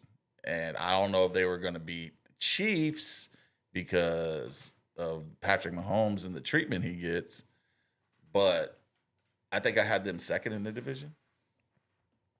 That sounds right, if I remember correctly. I Yeah. had them above the Chargers. I Yeah. had them above the Raiders. Well, yeah. I mean, Yeah, yeah. but So then I was like the Chiefs and the Broncos are going to be in competition. So the Broncos, Vegas had them at 9.5 wins Yeah. during the preseason. They were tied with the Chargers, who were also at 9.5 on the over-unders. Predicted to, finish runner up to the Chiefs in that division. And then That's a good one, Robert. the Seahawks We'll get into that. were predicted to be a third in the NFC West in y'all's division. So I say all of that because during the preseason, Seattle and New England were both 25-1 odds to win the AFC and NFC respectively. Both of them had the 25-1. So they're tied. That 25-1 Is that middle of the road or bottom of the road? bottom. Well, it's closer to bottom than it is top. Okay. Bottom. The last time a team had, Like a power bottom. I would say it's powerful odds for sure.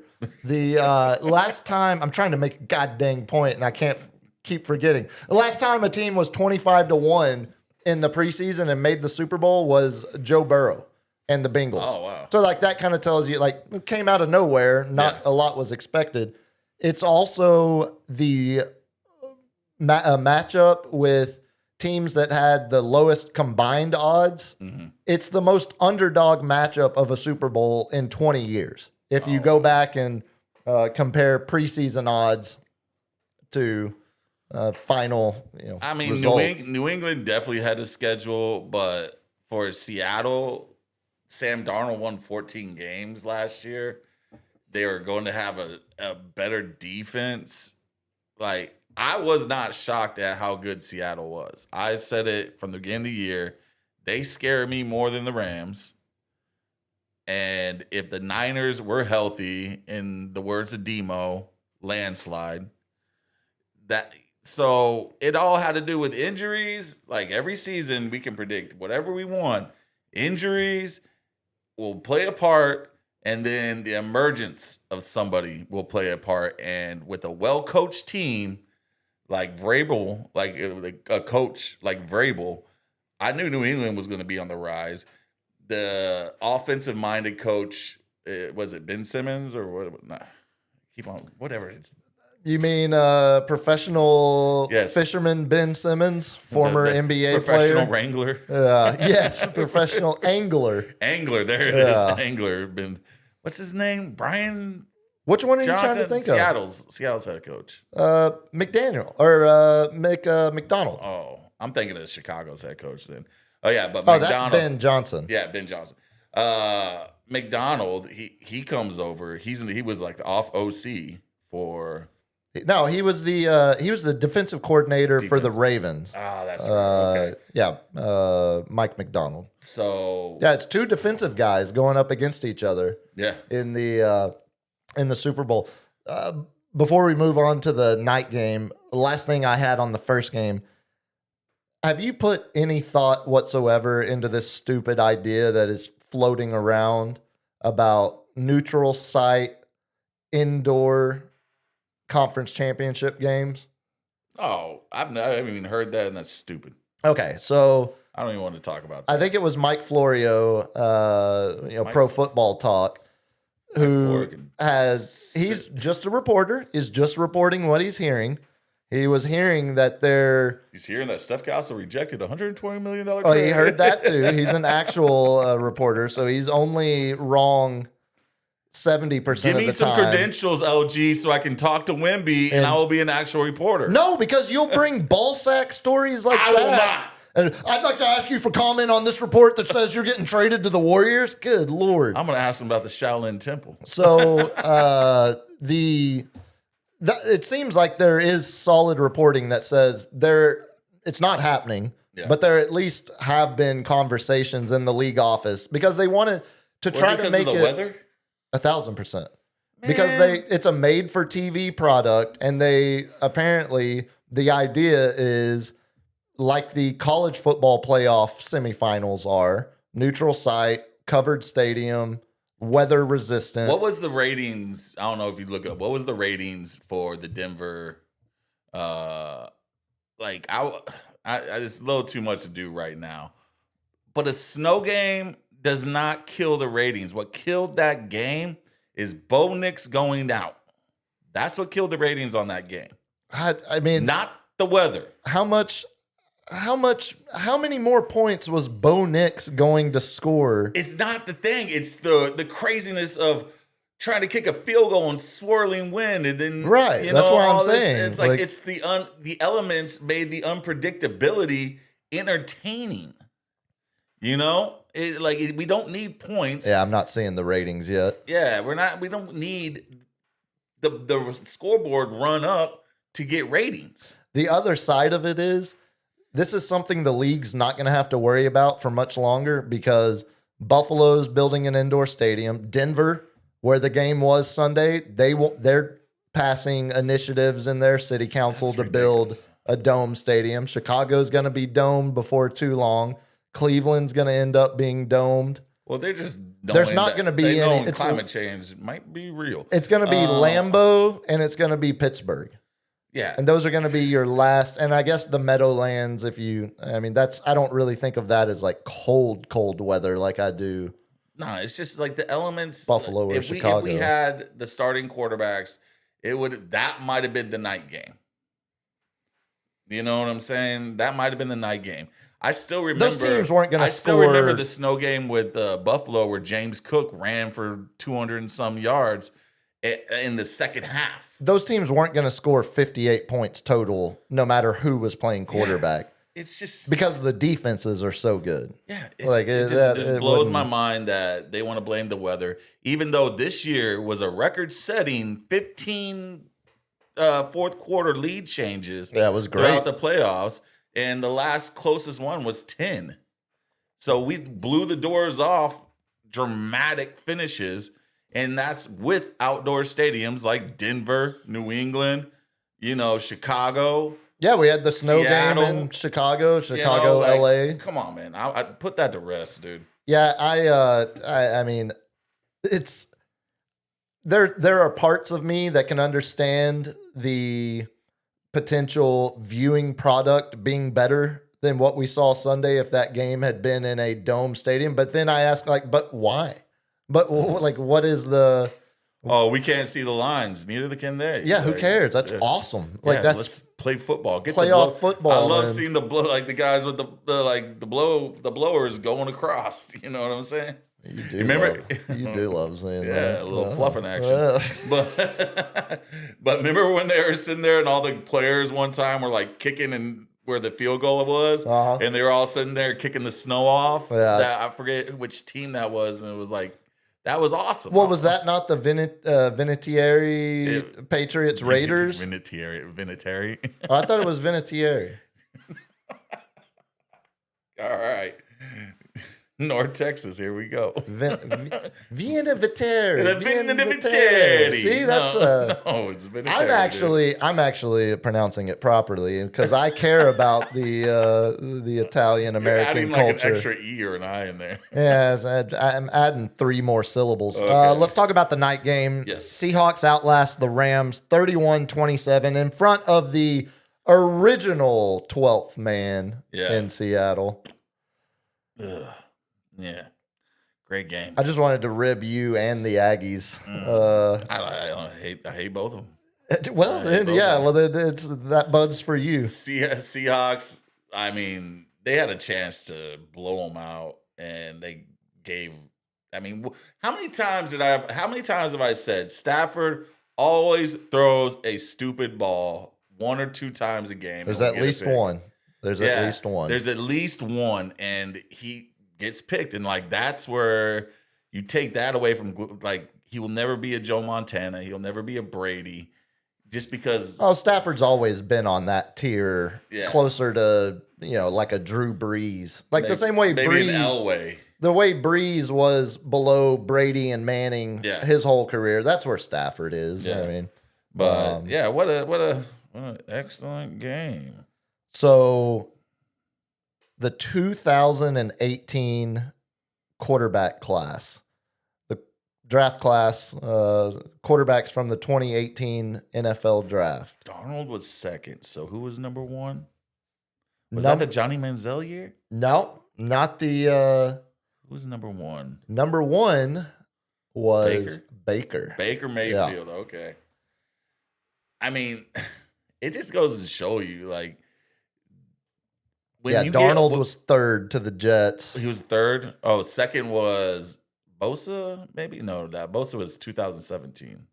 Was he? I was going to say that sounded right. Here, I'll just look up the whole draft while you're talking. Yeah, so it just shows you that whenever you get older and you've been through it, the game gets slower. So, like, pushing these rookies to go out there and play from college to this at 22, 21 sometimes, it's ridiculous, man. Like, you're just setting them up for failure 9 times out of 10. You can't get that one magical person like Brock Purdy who will just go in there and we're done here. Just be very calm. I think it's more about if Brock Purdy had been drafted. Get him! If Brock Purdy had been drafted 3rd overall to the Jets, that's a lot more pressure. He'd be a lot closer to what he actually is, and that's a bum. Second was he would Saquon be hurt and a backup. By second now. was Saquon Barkley in that 2018 draft. Saquon, that was Penn Saquon State. second, Darnold third. Your quarterback selected, Josh Allen 6th. Lamar Jackson was 32nd. Yeah, that was like the crazy thing because he just won his second Heisman out of Louisville. And everybody's wondering, is he not a first-round pick? Like, and then Baltimore traded back into the first round. Baltimore was like, let me give up my 2nd and 3rd round pick and let me get this guy. Also, the forgotten man drafted 10th that year to the Cardinals. Kyler? Josh Rosen. Oh, Josh Rosen. And Kyler was a 1-1. Bro, he was Rosen first was overall. in the league for 2 years, right? 2 or 3 years. Yeah, I think he made it his rookie deal. He ended up 1 year on the Dolphins. Yeah. And then I think practice squads was the closest he came after that. Buddy. So yeah, your 2018 rest in peace, King. quarterback draft class now features a quarterback that will be playing in a Super Bowl, and that is Sam Darnold. After the long, winding road from the Jets, ends up, as you reminded me on the radio show last week, it ends up the Niners backup for a year. Actually, outplayed Brock Purdy in preseason and training camp. If you go back and read those headlines from Niners beat writers, it was Sam Darnold. It was the Niners have a Darnold problem because he's actually the best quarterback in camp. He had the better arm. That was Brock. That's Brock Purdy. Still, he's working on it. Darnold's damn good. He's good, and he's 28. Yeah, it's not. I mean, it's not like this is going anywhere. He needed to get away from the Jets. Yeah, and get some solid coaching, which he got Shanahan. That's the new phrase. I'm quoting it. Well, he's getting Kubiak now. He got Shanahan. And Kubiak is reaping the rewards. Right. Kubiak now OC when he's got a Seattle. true number one receiver and like JSN.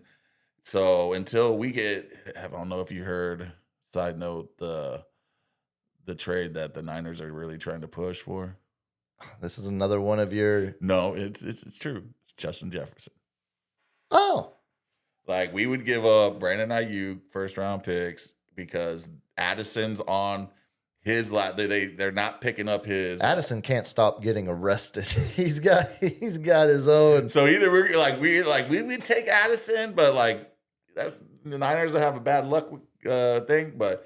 we're really pushing Justin Jefferson. Well, when that happens, we'll talk about it because that would be huge. Yeah, I'm sure. Yeah, I can 6 to midnight over here bumping the table. Oh. The other kind of side story as it relates, since you're going to pigeonhole Niners talk, the other side story as it kind of relates to talk about the Seahawks and Rams, Cowboys fandom. The first year DeMarcus Lawrence is a member of the Seattle Seahawks. I hate the Cowboys so much. They end up getting him to his first Super Bowl, and it got me going back down some of the off season. You know what that reminds me of? Tell me. DeMarcus Ware? DeMarcus Yeah, Ware. 1,000%. Another DeMarcus, huh? So DeMarcus Lawrence, when this was LG, get this clip ready. So this was back in March when DeMarcus Lawrence signed with the Seahawks. He immediately, for good reason and proven correct, obviously, immediately said, I left Dallas because I wanted to play in a Super Bowl. Yeah. And you remember at the time, the reports of the rift in the locker room between D-Law and Micah Parsons, DeMarcus Lawrence, Micah not liking DeMarcus Lawrence leadership style, DeMarcus Lawrence not liking, Micah called Parsons. him like unprofessional and all exactly. that stuff. Yeah. So this is a clip from a Seattle reporter who asked DeMarcus Lawrence just straight up, how's it feel leaving Dallas, the only NFL home you've known so far in your career? Dallas is my home. I made my home there. My family lives there. I'm forever going to be there. But, I know for sure I'm not going to win a Super Bowl there. So, yeah. We're here. DeMarcus Lawrence, welcome to the Seahawks. Thanks for joining us. Oh, break away to Jerry's reaction. Or let's break away to Micah's reaction when Micah was still a member of the Cowboys back in March of last year when that interview got released, got posted, got shared on social media. Micah quote tweets that clip and says, "This what rejection and envy look like. This some clown shiz." So, and then he goes to Green Bay. He ends up getting traded, but same day, DeMarcus Lawrence responds, "Calling me a clown won't change the fact that I told the truth. Maybe if you spent less time tweeting and more time winning, I wouldn't have left." I'd say DeMarcus Lawrence is getting the last That was a mic laugh. drop. That's a mic drop right there. Yeah, I would say. Let's see what Micah has to say on his podcast Never listened to it, never wanted to, but Well, it's going to be hard to find it now because it's funny, it's magical how that podcast just kind of disappeared yeah. Oh, so once he doesn't he do it anymore? went to once that he was went Green to Bay's Green thing. Bay. It's like, we ain't dealing with that. It's never been reported, but it's also Yeah. clear there is there's They didn't want any of that. there's a timing involved here that shows I think it might have been at the request of the Packers. So yeah, DeMarcus Lawrence from a Cowboys perspective, D-Law finally going to that Super Bowl. Yeah. He was the second highest graded run defender among all edge rushers behind oh my God, I'm blanking on his name. Raiders, Vegas. Oh, Max Crosby. Yeah, Max Crosby. Yeah. He was the second highest graded run defender out of the edge rushers behind Max Crosby this year. So He was a problem. He put the work on us, man. the I know. injuries the last few years in Dallas are what I think a lot of Cowboys fans will remember, and his bickering with Micah Parsons. Yeah. But DeMarcus Lawrence is a damn good, Yeah, he's damn good football player. And you got to scheme around that guy. Yeah, I do. I do take a lot of, especially now that Micah's gone and everyone from that has moved on. I take a lot of happiness that DeMarcus Lawrence will be playing in a Super Bowl. You have anything else on the game? Yeah, and they'll be playing in Levi Stadium where one Robert made me chuckle. Old Chernobyl over there. I don't know if you heard the old. Oh yeah, that power plant y'all have. the power plant next to us and the energy. Wait, who said that? Robert? What Robert? What was it? Robert Salvia. No, it's not Robert Sativa, not Robert Salvia. I think Silva. My bad. Robert Silva. My eyes are bad. Like it's tiny writing, man. I think he was on the Dan Patrick show this morning. Was he? I'm pretty sure. Were you on the Dan Patrick show? There's man? probably multiple Bob Silvas running around town, but Robert Silva that I'm friends with, that I think watches the show or at least listens, was on the Dan Patrick show bitching about Jerry this morning. That's a good one, man. But yeah, supposedly the power plant is making readings and it's right next to the workout room and the practice facility is right next to there.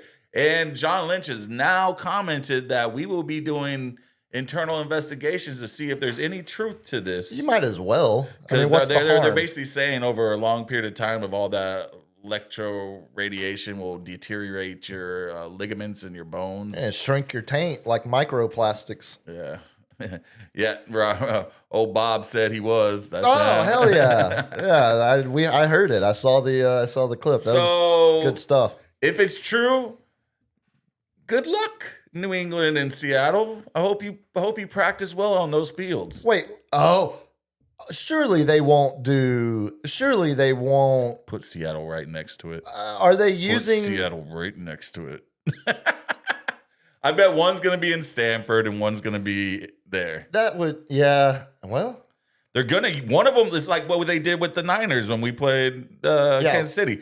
We had the home team, and then they got to play on the nice Raiders new player, and then we go up to the college one where they put turf over turf, and all of a sudden Greenlaw busts his Achilles running down the field because he had to play on a sloppy field. Oh yeah, practice on a sloppy field. He didn't. That was you want to talk about conspiracies?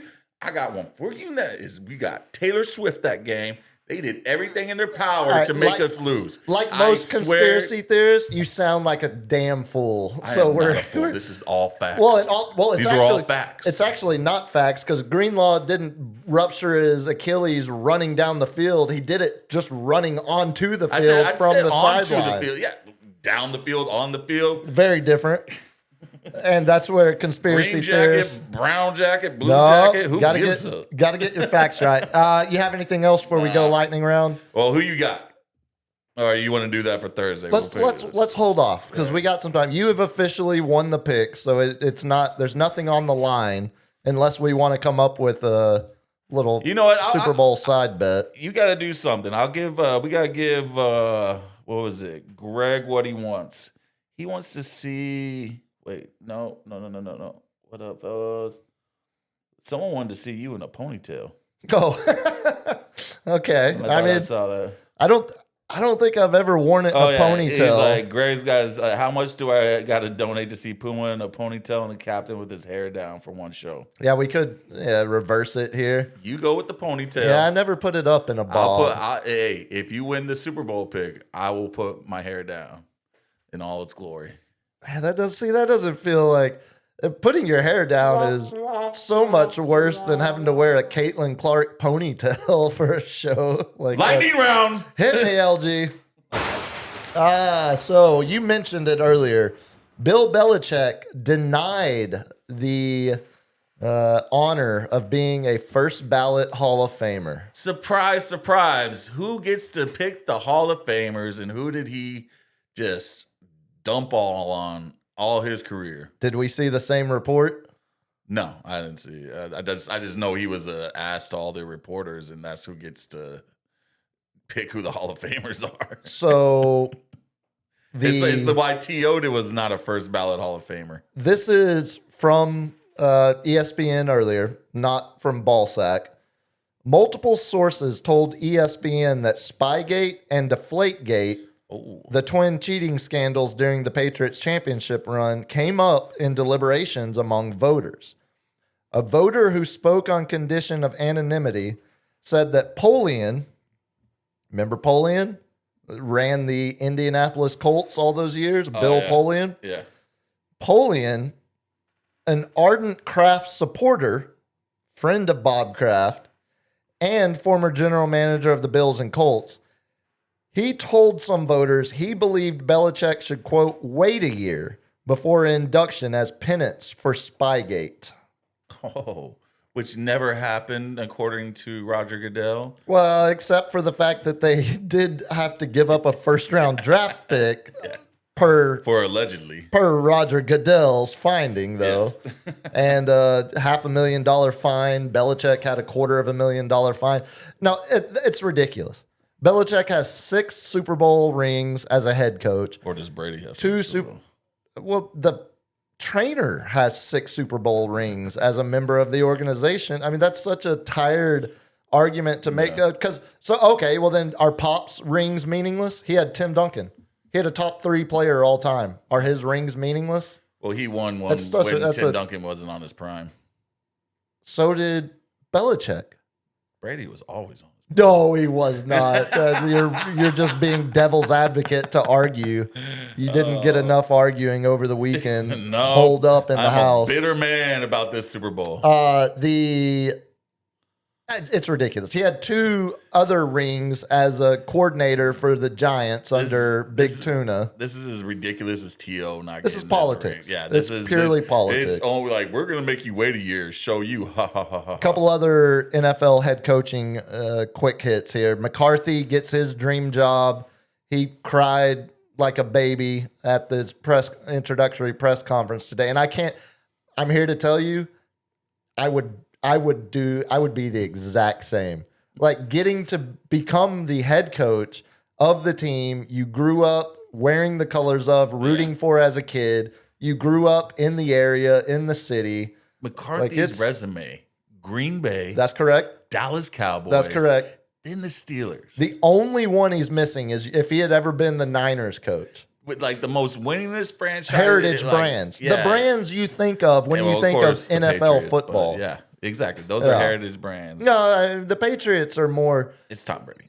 You think of Brady and Belichick, and now I guess Vrabel and Drake May, but those other organizations you can think of. You think of multiple eras of greatness, and now McCarthy, and then the Bills go the lazy route. They elevate Joe Brady, Joe Burrow's former offensive coordinator at LSU.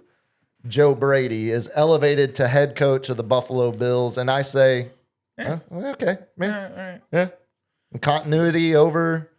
Does Josh Allen risk want to sit a year and just so they can get a good draft pick? It feels like Josh Allen probably was calling the shots to some extent on this. That was all Josh Allen at the end. 1,000%. Hit me, LG. A little slow. if you can load up that. God, now he's critiquing. Yo, Now he's got he criticism. got me with that womp, womp, womp. I'm bitter. Well, you've been womp womp womp I'm gonna all womp show. on something. But let's go do a happy video of last time we showed the trick shot of the little Cheeto ball with the wind. That went so well. That And was- this that was isn't awesome. your ender. No, this is not my Okay. ender. This All right. is if we can pull up that one from the one great George Kittle is still having fun out there. Oh yeah, how's he doing? Now I'm being. I mean, he's had Okay. his surgery. Here, he's let in me- his cast, let me and this is what maximize. he's doing down make in it big. Costa Rica. Okay. right? He is having the time of his life. And where There can we I go. get one of these golf We're clubs? gonna Right talking here? about. It's an automatic golf club that buddy. will sit there and Are hit we the on the ball green? for you. What? Oh, check we're it on out. the green. It just pops. Let's go. You push it back in. It's like a spring-loaded golf club, and he's just sitting there in the car with the leg out. Is that gonna make it? And just playing golf down in Costa Rica. Man, it kind of launched that. Holy thing, though. Dude, it looked like it went 200 yards. Yeah, I was about to say it's Am I in definitely going to do better than. I mean, after my back Majority of surgery, I'm like, yo, give me weekend that club. swingers. I'll go out with my boys because they are like, We're gonna talking about. yeah, that's what I'm talking about right there. We're on the green. Oh, we're on the green. Look at him Let's go. living his best life, Okay, man. I don't Living his think that best life. club is regulation. It's not regulation. yeah. But it gives me hope because I have all my boys that we always play golf, and of course, this is the best time to play golf, not the ice. You need to get one of those. That's what I'm talking about. You need to get one of I'm those. getting one. 1,000%. I gotta see how much those cost. Put it on the wish list there, LG. Yeah, add it right behind the Japanese toilet and the '93 Honda Oh, Civic. ahead of those. Hit me, LG.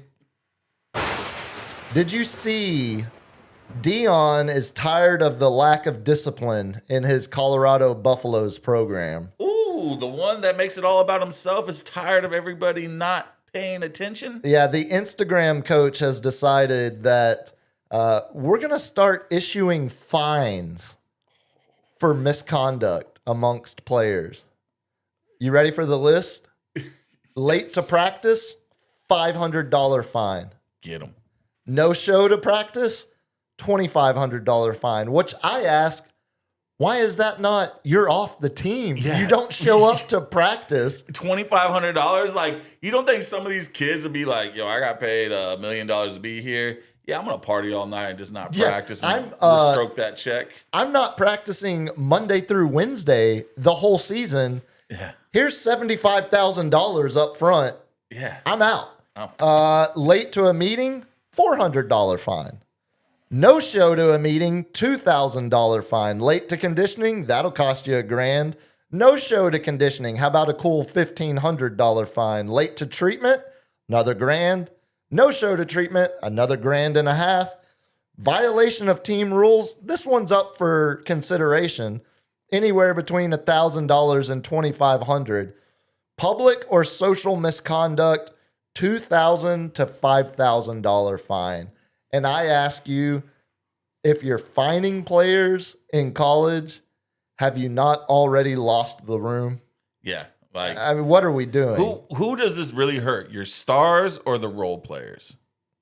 And who does it help? What kind of culture does it help build when you're openly admitting you cannot instill discipline in young and college age Without men? finding them in public, So- making the list public?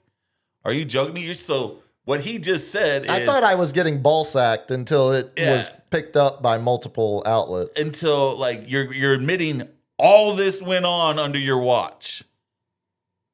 All of it. That's right. Yes. You're admitting openly you're a admitting- horrible coach. Yeah. Oh, I hadn't thought about it from that angle. Yes, you're admitting like these are all the things we had a problem with last year.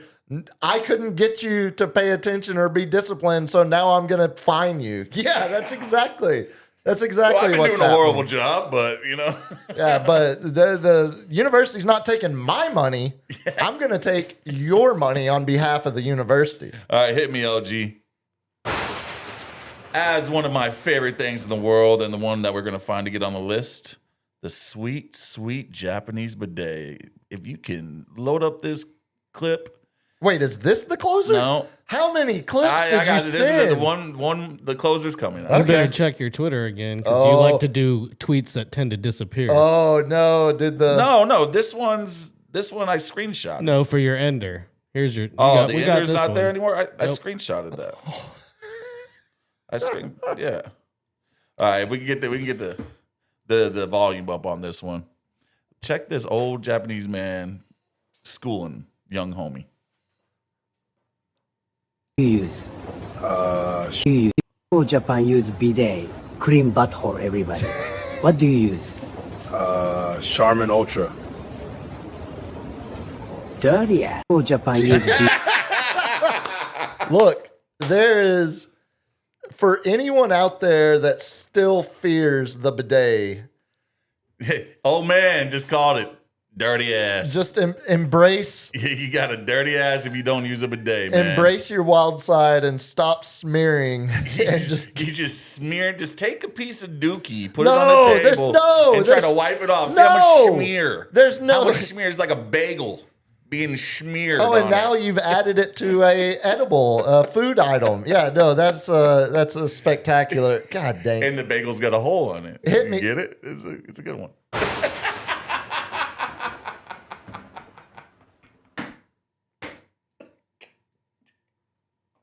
So I think the world's coming to an end because one of the biggest local restaurants is declaring bankruptcy. No. Twin Peaks and their parent company have both filed for Chapter 11. They're saying it's not going to lead to any I thought it was the Hooters. store closings. They've been in and out of bankruptcy forever. Show me an American company that hasn't declared Half my old bankruptcy. bartender at least. friends started at Hooters. That checks out. It's like you start at Hooters, you go to the strip club, and then you end up a bartender.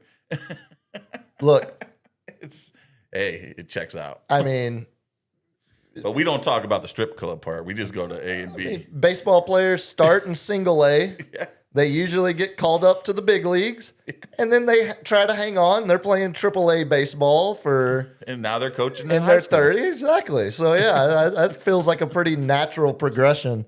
Yeah, I mean, a sign of if you can't make money with a restaurant, I think what happened, they went public. And so they they went got, public? Oh. yeah. And so now they're dealing with some of the, shortcomings, shortfalls of being a publicly traded company now. We used to go every now and then because they had, there was a specific appetizer that I actually kind of dug the hell out quesadilla of. was pretty good. But Back when I drink beer, I drink their brown ale, their like house brown ale, yeah. quite a bit. So a term that I had to Google because I was watching Saturday Night Live and I didn't know what it was. There's a lot of mogging going there. Do you know what mogging is? I would love to hear the Urban Dictionary definition of this. Oh, did I erase it? No. How would one go about searching this? How would one go about spelling? What does mogging? M-O-G-G-I-N-G. I mean, I would assume that would mean... As you do it. So you're sitting there and you're trying to enjoy, but you got nothing but dudes who think they're going to score with the bartenders and the waitresses. Yeah. And they're all sitting there flexing, got their best, Nike Dunks on, their best polos. Meanwhile, their wife and children are at home Yeah. wondering when dad's getting home from work. Exactly. And they're all just staring at TNA. And I'm sorry that, like visually raping young girls. Well, okay, is not. It's a bit of a drastic unless you're in way. a strip club, it's just the ones that make it so obvious. It's so cringy, man. I cannot deal with it. It's just. Did you look up the term mogging? Yeah, it actually has a real definition according to Merriam-Webster. It's meaning like to outclass or looking significantly more attractive than someone else in a direct comparison. Trying to be the alpha male, Right, or in the group and stuff like that. It's basically peacocking. Yeah, you're peacocking, but Yeah. now it's called mogging. Now I'm like, that's what the kids say. They're like, no mogging. Like, watch the SNL skit, that thing. So It's hilarious. it sounds a lot. I was thinking it was gonna be something dirty. my perv brain immediately went to what the hell does this mean? Oh, yes. Okay, LG, hit me. Folks, let me set the table. Going 3 for 3. You are listening live as I do my best Jim Nance voice. The captain has requested the final round. So the German ping pong video Oh! was canceled. Okay, I was about to say. By This one right here, one Puma. the one that says failed to load. What? That one. Yes, I have Yes! it. Oh, That LG, one? yes. You are killing me right now. I see it. Oh my God. Why can I play it on my end and it's not on your end? I don't know, but it's not playing on my end. So Well- that's all that matters. well- Probably because you tried to sneak around and try to screen record something and then send it to me. I mean, it happens. It does. It does. Hey, Hey, you know though, hitting 667 is still not bad. no, You're 2 out of 3. I can still make it work. No, I can no, still make it work. No, I No, think it's not we're- even much. Not even my. Oh no, here it is. And we All right. managed to. We still went over 2 hours. All right, it's sent to you right now. Maybe You are now listening live to man, it's Captain not trying doing to it. send a DM. Oh, and we are having There it is. connection See if you issues. can get that. It's the last one. It Yeah, ruined it. yeah, Jamie. Jamie, see if you can. Damn you, You know, if you had. Tesla. If you hadn't been so angry all episode about Levi Stadium hosting a Super Bowl, as someone who believes in superstition and karma and crap like that, maybe technology Momentum would is have real. worked. See, exactly. Like I said, crap like that, as I just said. Are you able to pull this one up? No, it's not working. Ah, Oh my God. well, To be continued, folks. are you able to play the outro music? Because on that note, Cap, hate you so much. tell the good people how they can harass you and point out your utter fail at the end of this episode. How can the people I'm get a hold batting of you? 666. You can get at me at Captain's Chair 210 on Instagram and X, which I am boycotting. Well, then don't give it out. It's not a boycott. It messed up my final. And then you can hit us at sportscave.live on everything to get clips and highlights and whatnot. Yeah, keep giving us some follow on the sportscave.live accounts. We're going to continue growing those. I gave you were hitting 667. I rounded up, so let the record show I'm the that. devil. You can putty. You can find me on X at Biggest Puma, Instagram biggest.puma. I am hosting again for Andy tomorrow, so tune in to the radio show. Put it over on Ticket 760 tomorrow, 4:00. Thursday night, we all back. I'm here. We got back-to-back weeks of consistent Tuesday, Thursdays. Till then, y'all be good. Peace.